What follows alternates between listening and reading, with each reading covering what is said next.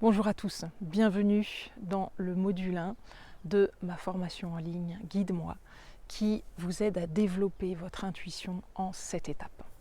Alors dans cette vidéo, on va voir la première étape donc qui est se mettre en mouvement. Vraiment le besoin de remettre du mouvement là où il y a des habitudes pour sortir du cercle vicieux des habitudes et se préparer à l'intuition, à une vie plus intuitive. Alors, pourquoi avoir une vie plus intuitive? Eh bien, tout simplement parce qu'on est beaucoup plus heureux. Et ça amène dans un état de confiance dans la vie, un état de joie de vivre intérieure qui n'a rien à voir avec une vie où on planifie tout, où on a des attentes mentales et forcément des déceptions qui vont avec, illusions, désillusions, voilà, tout ce cycle-là vicieux et qui ne mène nulle part. Voilà. Avoir une vie plus intuitive, c'est s'ouvrir, ouvrir le cœur, ouvrir son cœur, et vivre avec le flot de la vie. Voilà. Mais on verra ça au fur et à mesure des modules de cette formation. Alors, qu'est-ce que c'est que l'intuition? Eh bien, c'est le GPS interne. C'est bien ce qui vous guide, ce qui va vous guider. Tout le monde a eu de l'intuition, tout le monde voit à peu près ce que c'est. C'est une information, quelque chose qui vous vient à l'intérieur et vous y allez, voilà, vous n'avez pas forcément plus d'informations que ça derrière, mais vous y allez et quand vous vous mettez en action à partir de l'intuition, ça vous met dans une joie et aussi un lâcher-prise qui est vraiment fondamental. Voilà. Donc on arrive à un tout autre endroit quand on commence à écouter son intuition. Et l'intuition, elle vient d'où? Bien en fait, elle vient de la vie elle-même. La vie que l'on est tous fondamentalement, que vous êtes, la vie que vous incarnez, vous êtes le vivant incarné. Donc plus vous allez en fait descendre à l'intérieur de vous, plus vous allez retrouver l'être que vous êtes, et plus vous allez toucher à la vie, et plus vous allez pouvoir entendre votre intuition et vous mettre en action par rapport à elle. Parce qu'en fait, qu'est-ce qui bloque l'intuition? Tout le monde en a réellement, tout le monde a ces informations-là. Sauf qu'elles sont cachées, elles sont recouvertes par beaucoup de bruit, par le bruit des pensées, par les émotions. Et du coup, ça passe à la trappe. Alors qu'en fait, cette intuition, donc, elle est cachée par les définitions que vous avez de vous-même, les croyances que vous avez sur vous-même. Vous croyez que vous êtes quelqu'un en particulier, que vous faites ça, que vous êtes quelqu'un qui fait ça, vous êtes quelqu'un qui aime ça, qui n'aime pas ça. Voilà, toutes ces définitions de vous-même, ce qu'on appelle la personnalité, qui est fait aussi de mémoire, de souvenirs de ce que vous êtes, de ce que vous avez été, des mémoires du passé. Voilà, tout ça crée une accroche qui fait que vous vous accrochez à cette personnalité, à ces mémoires, à ces définitions. Et tout ça recouvre le vivant qui est à l'intérieur de vous et l'intuition qui en fait partie intégrante. Voilà. Donc, eh bien, comment faire? Ça va être bien de laisser le plus possible à la porte cette personnalité, cette définition de vous-même. Ne vous inquiétez pas, il n'y a pas de risque. Le seul risque que vous courez, c'est d'être beaucoup plus heureux et de vous sentir beaucoup plus vivant. Voilà. Imaginez en fait un torrent de montagne. Là, j'en suis pas très loin, puisqu'il y a un torrent, en fait, je suis au-dessus des gorges de la Siagne, dans le sud de la France, où il y a un torrent qui descend comme ça, du sommet des montagnes. Imaginez ce torrent, vous avez déjà dû en voir un, je ne sais pas si vous avez déjà observé, mais de l'eau, quand elle traverse, elle va avoir des rochers, elle va avoir donc des obstacles, des arbres. Après un rocher, après avoir surplomber un rocher, après être passé par-dessus, l'énergie qu'a l'eau, elle est décuplée. L'énergie de l'eau va être beaucoup plus forte après un rocher ou après un arbre, après avoir contourné un obstacle, après avoir tourné, que si c'était tout droit, tout plat, sans rien qui se passe. Donc, je vous donne cet exemple pour vous montrer qu'en fait, c'est ça la mise en mouvement. C'est que vous allez avoir besoin de vous mettre en mouvement. C'est pour ça que je commence comme ça dans le module 1, avant toute autre chose, avant d'aborder vraiment l'intuition en elle-même, parce qu'il s'agit bien de remettre du mouvement pour sortir de toutes les habitudes, de tous les gestes répétitifs faits tous les jours de la même façon, les comportements faits tous les jours de la même façon, les réponses qui fait qu'on se fatigue de soi-même au bout d'un moment. Voilà, on est fatigué quelque part de cette personnalité qui pèse de plus en plus lourd. Voilà. On a un pétillement à l'intérieur, on sent qu'il pourrait y avoir quelque chose d'autre, de beaucoup plus grand, beaucoup plus large, un autre possible, mais on n'y arrive pas bien. Donc c'est pour ça que je vous propose de vous mettre en mouvement là, aujourd'hui, tout de suite. Ce module 1, il est fait comme tous les autres modules, donc il y en a 7. Ils sont faits à peu près pour être pratiqués pendant une semaine. Alors vous pouvez faire moins, vous pouvez faire plus, ça c'est après à vous de sentir justement. Mais une semaine c'est pas mal. Donc ce que je vous propose là, c'est à partir d'aujourd'hui de faire les 2 pratiques dont je vais vous parler tout de suite, pour vraiment mettre du mouvement dans votre vie, déclencher quelque chose pour que vous puissiez avoir vraiment un regain d'énergie intérieure, un regain de vie. Ok ?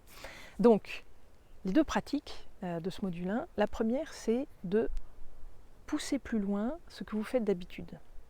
Voilà, c'est-à-dire que vous voyez, le mental, il met des limites, c'est les limites du connu en fait. Vous voyez, vous allez, si vous faites une balade, vous allez toujours faire à peu près la même balade. Vous connaissez les choses. Vous allez, si vous allez courir, faire du jogging, vous faites toujours le même petit tour. Ce que je vous propose, c'est de pousser plus loin. C'est-à-dire que de repousser ces limites mentales qui font comme une butée imaginaire et qui fait que toujours les choses, on les reproduit sans arrêt. Voilà. Donc ça, c'est vraiment la première pratique. Entraînez-vous. Je vous disais, si vous faites du jogging, si vous faites un sport, ou si vous vous promenez, si vous marchez, allez, faites un petit peu plus. Faites un petit peu plus chaque jour. Voilà. Donc là déjà, vous allez remettre du mouvement, vous allez commencer à déstructurer un peu tout ce bloc, parce que en fait, ce que ça donne comme effet, c'est que c'est bloqué. Vous êtes bloqué dans le cercle des habitudes, la routine, ce qu'on appelle. Voilà. La deuxième pratique, elle est superbe, je vous la conseille très très très vivement, c'est de faire chaque jour quelque chose de nouveau. Faire chaque jour quelque chose de nouveau. Donc dès aujourd'hui, pendant une semaine, vous allez vous entraîner à faire quelque chose de nouveau chaque jour. Prenez-le comme un jeu, c'est amusant, c'est comme un enfant.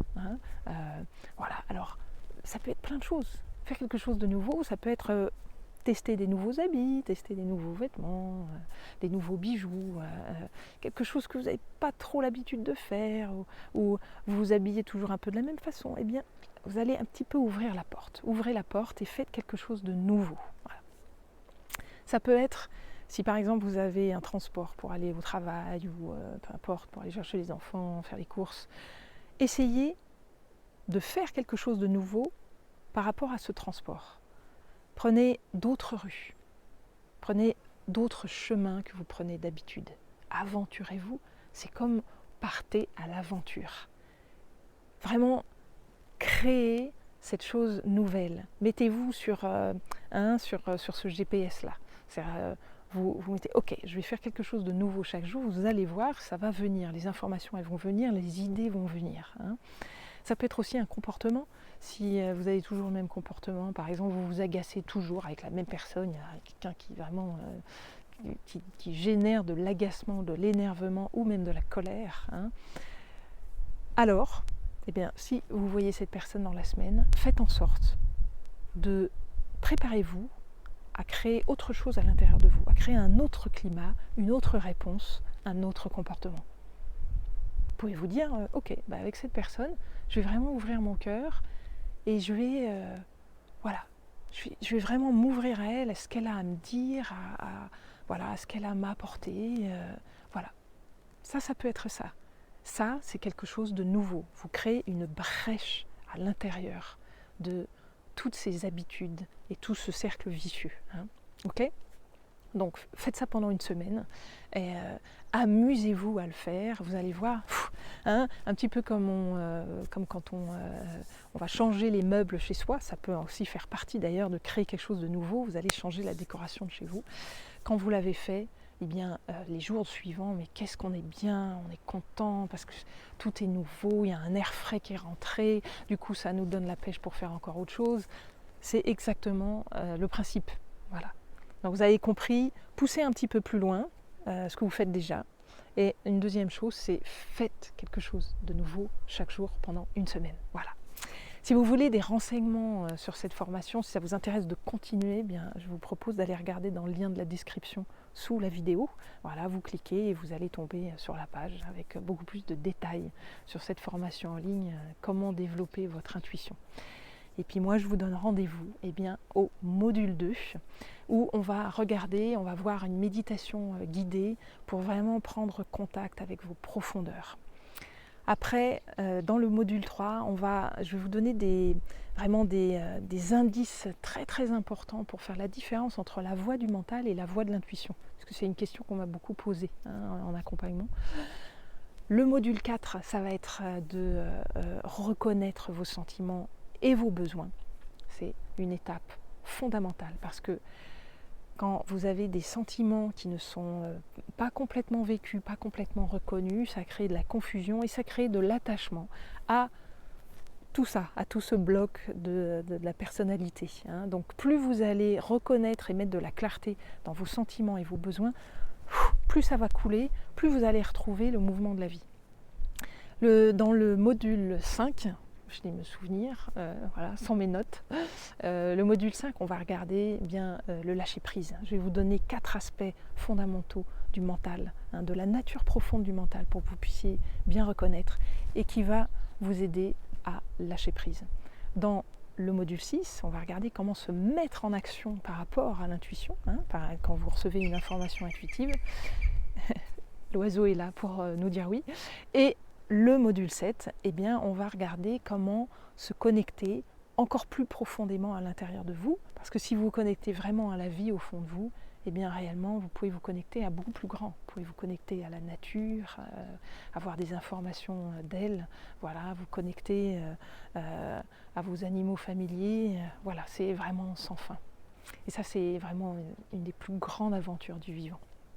Voilà, donc je vous invite à aller voir le lien de description sous la vidéo et moi je vous dis à tout bientôt pour le module 2.